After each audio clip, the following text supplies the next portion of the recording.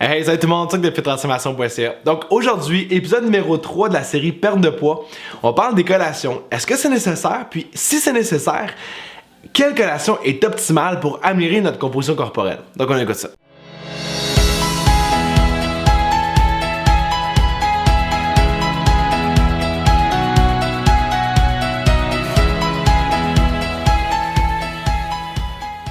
Donc, premièrement, les collations, non, ce n'est pas nécessaire en soi comme qu'on pensait avant.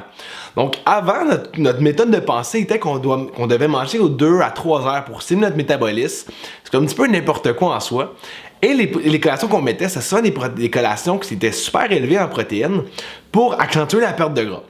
Mais la protéine est très difficile sur la digestion, ce qui peut faire en sorte qu'on peut développer des problèmes digestifs et du fait même ralentir le métabolisme à long et moyen court terme. Donc, il y a encore des diètes aujourd'hui qui donnent des collations hautes en protéines, comme des diètes protéinées, ce qu'on pourrait dire.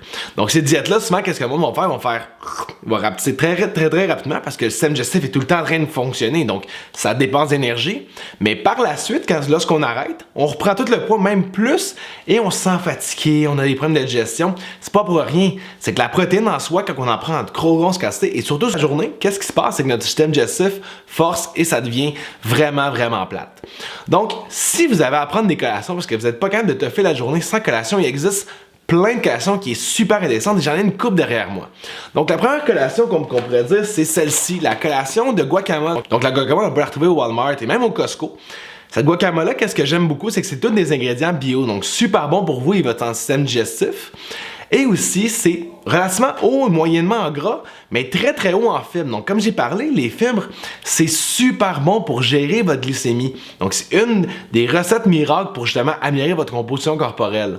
Donc, avec ça, on peut mettre un petit peu de légumes, donc que ce soit carottes, concombres, poivrons, allez-y. All you can eat, les légumes, c'est vraiment là, élevé en fibres, élevé en nutriments. Donc, c'est super bon pour vous. Contrairement à ce qu'on pense, des fois, les carottes, c'est haut en sucre, faut pas s'en faire avec ça.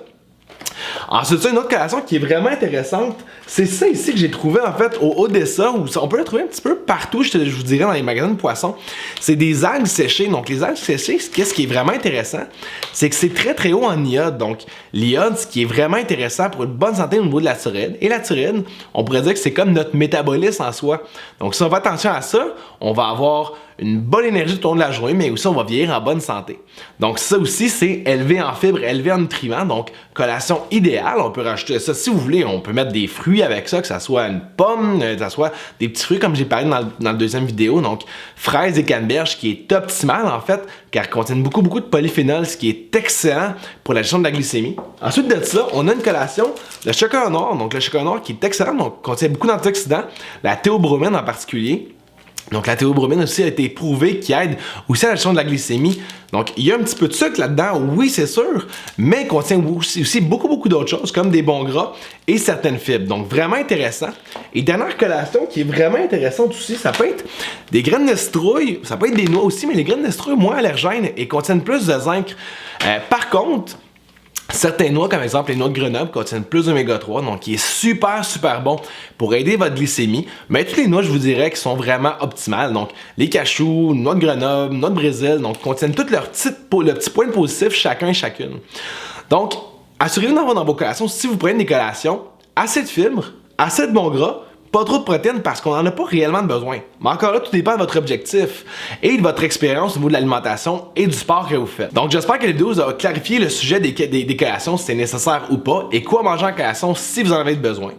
Et n'oubliez pas de me suivre encore sur les autres réseaux sociaux, que ce soit sur Facebook, Instagram, YouTube, toujours sur le nom de Fit Transformation.